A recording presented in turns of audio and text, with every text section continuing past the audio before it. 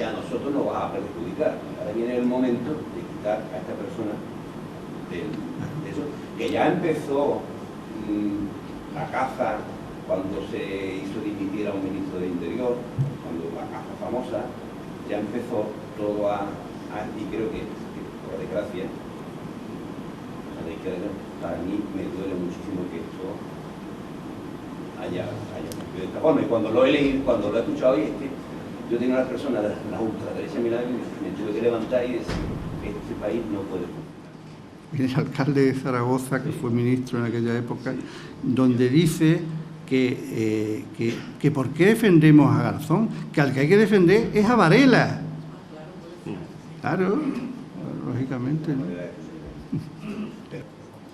Hombre, los decretos de Larro Caballero fueron espectaculares porque ten en cuenta que establecieron la jornada de 8 horas, cosa que antes no existía, con lo cual crearon per se el concepto de hora extraordinaria. Automáticamente la vida laboral de millones de personas se modificó radicalmente y la visión que tenían del problema los propietarios y los arrendatarios, pues evidentemente tuvo que cambiar pues antes eran jornadas de sol a sol, que era lo que siempre se trabajaba en el campo, ¿no? Y llega a un ministerio, en el caso este de Larro Caballero, no se hizo desde el ministerio que le correspondía, se hizo desde el de trabajo. Llega Larro Caballero y ordena algo tan simple como la jornada de 8 horas. Y naturalmente fue una revolución que provocó muchísimos problemas porque en los pueblos hubo gente que tuvo que adaptarse a lo que tenía que pagar ahora, que subió bastante, o sea que no era lo mismo pagar la jornada de sol a sol de antes que pagar ahora las 8 horas y las horas extraordinarias, y eso supuso un montón de... Todo lo que es la historia de los jurados mixtos en los pueblos y los conflictos que surgen está lleno de ese tipo de problemas, ¿no? Modificó profundamente eso, pero yo creo que situó al campesino en una postura de dignificación de su propio trabajo que la necesitaba desde hacía décadas ya, ¿no? De valorar lo que hacían y no simplemente está prácticamente recogiendo la limosna que le daba el propietario, ¿no? Y por añadir algo que se me quedó antes en el tintero, como prueba del miedo que caló en aquello, me acordaba esta tarde de una anécdota. La documentación de reforma agraria se conserva en muy pocos ayuntamientos. No sé si en Guadalcanal se conservará, pero se conserva en muy pocos ayuntamientos. La provincia de Badajoz tiene 162 pueblos, me parece, y se conserva íntegramente en 2 pueblos solamente. La documentación completa en el archivo municipal de lo que fue la reforma agraria, todo el proceso. Y uno de esos pueblos es Fuentes de León, pueblo del sur. Y lo que ocurrió fue interesante, porque cuando estuve en el archivo municipal en el verano del 2005, estuve viendo toda la documentación, fotocopié lo que quise, y el secretario del ayuntamiento era un personal mínimo, es un pueblo pequeño y tenía muy poca gente, ¿no? Y el hombre se interesó, me ayudó, me estuvo allí hablando conmigo y en un momento dado me dijo, porque vio los asentamientos que se produjeron y dice, mira, hay uno que vive, este de aquí que lo asentaron en tal sitio vive, puedes hablar con él. Sí. Digo, pues me interesa mucho hablar con él. Luego acuérdese, me da la dirección y yo voy a verlo cuando acabe aquí. Y luego cuando acabé ya en el ayuntamiento fui a la casa donde vivía el hombre. Llamé a la puerta y me salió la hija sería, ¿no? Y le dije, mira, soy fulanito de tal, estoy haciendo un trabajo de investigación histórica, me han dicho en el ayuntamiento que, por no exagerarle así mucho, le dije, me han dicho que tu padre debe ser, o que fulanito de tal, vivió aquella época y conoció todo lo que fue los años de la República. Dice, sí, pero ¿usted qué es lo que quiere exactamente? Bueno, pues no sé, es que me han dicho que él participó, tuvo un papel... Y por el final del pasillo oía hablar al padre venía el padre hacia acá y le decía: niña, entra, niña, entra. Y bueno, simplemente quería hablar con él del momento ese, de si me puede contar algo de lo que vivió. Y dice: mi padre no va a contarle nada de eso, porque además no quiere hablar. Entonces el padre estaba más cerca ya y dijo: yo de eso no tengo nada que contar, ¿eh? De eso es que no voy ni a hablar, todo eso ya pasó, yo no me acuerdo de nada de eso, ¿eh? Yo no quiero...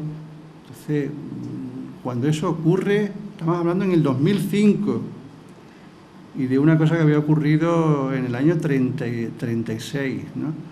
Entonces, bueno, si eso cala de esa manera, es que aquello tuvo que ser horrible, porque además, precisamente en el trabajo que yo hice, lo que intenté demostrar era que existía una relación directa entre participación en la reforma agraria y la represión.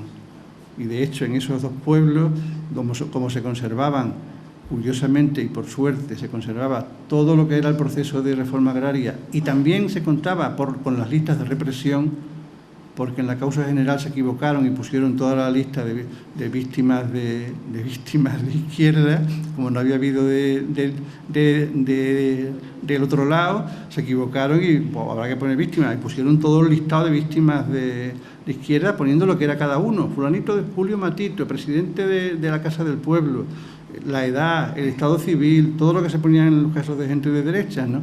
Entonces fue muy fácil cruzar las dos bases de datos y observar que el 70 al 80% de la represión de pueblos como esos estaba basado estrictamente, iba por asentamiento, ¿no? Mira, de los 11 estos se cargan a 5, de los 11 de tal finca, y era exactamente igual, ¿no?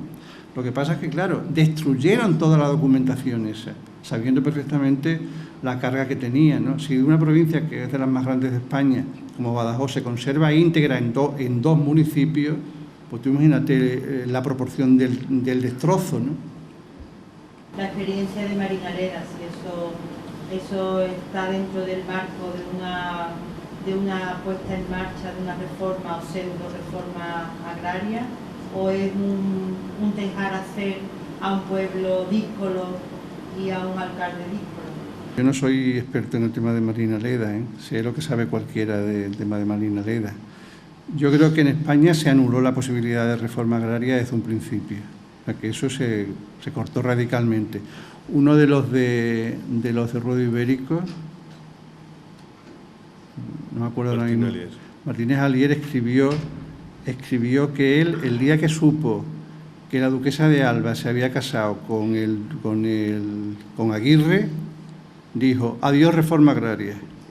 No, escribió eso, ¿no? Yo creo que al romperse esa posibilidad de reforma agraria, que era el sueño que existía en muchísimos núcleos agrícolas aquí en España, bueno, pues lo de Marinaleda es una experiencia radicada en un sitio concreto, y yo no sé si es posible hacer la reforma agraria en una comarca, porque en realidad no se ha hecho, ¿no? Lo que se han hecho es una experiencia de vida, de organización, de tipo asambleario, una cosa de crear unas condiciones de vida favorables para la gente, ¿no?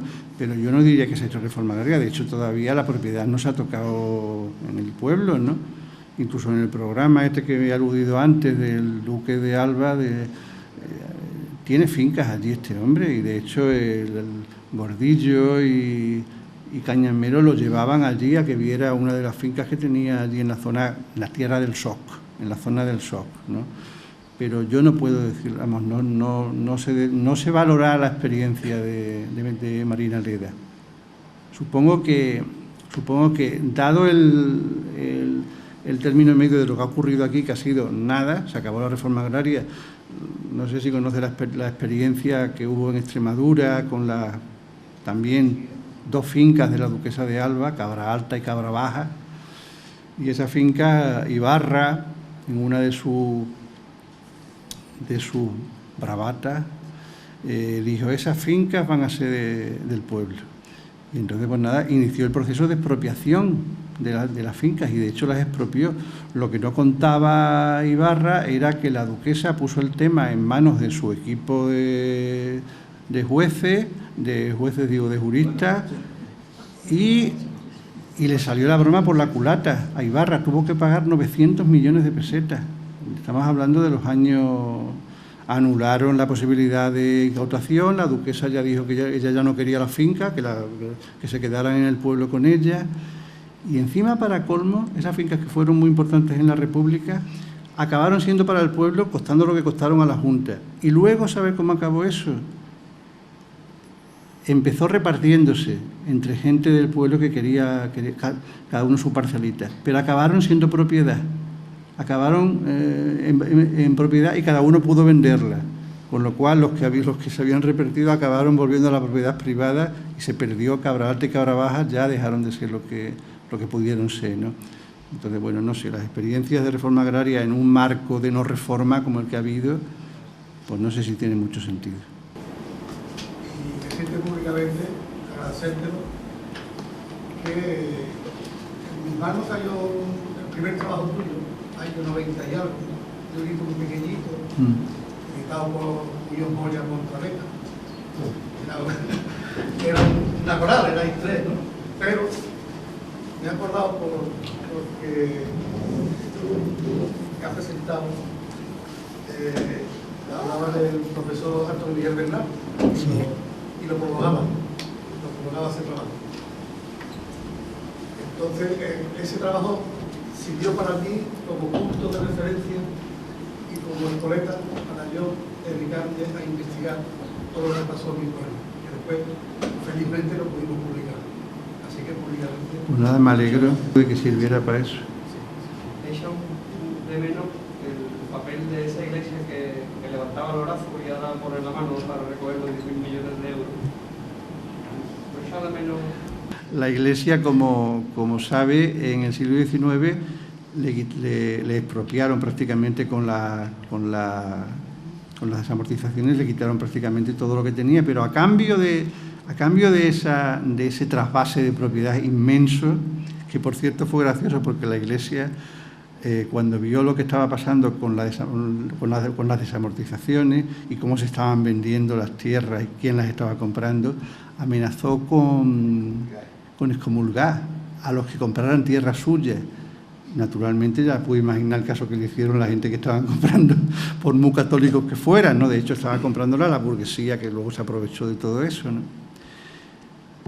¿Y qué era que lo que sí hicieron fue, a cambio de la tierra que pasó a otras manos, pues le dieron una cosa que todavía estamos sufriendo, y es que le aprobaron ya a mediados del siglo pasado, le entregaron la enseñanza y le dieron presupuestos del Estado, con lo cual los concordatos que todavía padecemos vienen de ahí, de esa época en la que dicen, bueno, como ya no tienen medios para sobrevivir, el Estado va a ayudarles y además va a poner en sus manos lo que es la enseñanza, ¿no? Pues todavía a fecha de hoy tenemos todavía el concordato, el último, que es preconstitucional, que es el que sigue rigiendo, y además todavía hoy, precisamente, una de las cosas más graves que ocurren en este país es que parte de la enseñanza está en manos de la Iglesia, con lo cual es un país que no tiene una integridad y una red nacional de enseñanza pública, que es la base de cualquier país democrático, que toda la gente tenga una cultura, y no esta división absoluta que existe aquí de enseñanza privada y enseñanza pública, ¿no? Todavía, a ver quién quita eso, porque ese es otro problema, ¿no? Tú has empezado la intervención hablando de Cayetano de Alba y la lamentable intervención que tuvo de esa entrevista que hemos visto todos, que hemos visto cómo piensan los grandes terratenientes, que nos retrotrae a los santos inocentes y vemos que prácticamente no han cambiado de opinión. Pero yo quería decir que la desactivación de la reforma agraria, más allá de un proyecto de transformación socioeconómica y tal, también es un proyecto de cortar de raíz un concepto que estaba introyectado en la población jornalera y campesina, sobre todo en Andalucía, porque reforma agraria era sinónimo en el imaginario popular de muchísimos andaluces, sobre todo aquí, lo digo porque eso está más estudiado, era sinónimo del día del reparto, del gran reparto, de la revolución, de la transformación social, y eso había que desactivarlo también. Estamos hablando de los idearios obreros, tanto de inspiración anarquista como socialista, que venían desde el siglo XIX, y fijaros que incluso tú has citado a a Martínez Alier. Él hizo un magnífico libro en los años 60, Sí. en la campiña cordobesa, La estabilidad del latifundismo, y estuvo estudiando con los jornaleros cómo todavía el concepto de reforma agraria para ellos era sinónimo de la aspiración de libertad y de la aspiración de felicidad. Y cuando llega, porque aquí es donde quiero ir, cuando llega la autonomía en Andalucía, que el grito de guerra andaluz sobre todo era tierra, trabajo y libertad, eso se gritaba en las manifestaciones del 4 de diciembre masivas. Cuando gana el PSOE, acordaros de Manaute, consejero de Agricultura, que hace una reforma agraria, que si nosotros gritábamos en las manifestaciones, Borbolla, Manaute, con tu reforma agraria no se expropia ni un tomate. Pues Andalucía se llena de letreros en mogollón de comarcas que pone comarca de reforma agraria, Instituto Andaluz de Reforma Agraria. Es una manera de desactivar, porque esto es una idea además de Isidoro Moreno, del antropólogo, que yo creo que es genial. Si le preguntamos a la mayoría de los andaluces de qué en pie cojean, no le pregunta a qué votan. Porque si dice, yo voto al PP, dice, este es de derecha, yo voto a Izquierda Unida, este es de izquierda. Pregúntale qué piensan de la reforma agraria, si están a favor de los repartos. La mayoría de los andaluces estén en un voto a uno u otro, te dicen que están a favor, porque la mayoría de la gente piensa que esas tierras concentradas, esos enormes latifundios como los que nos mostró el otro día Cayetano de Alba, es una aberración que una persona tenga esa cantidad de latifundios con 2 o 3 personas para su cortijo de caza, ¿no?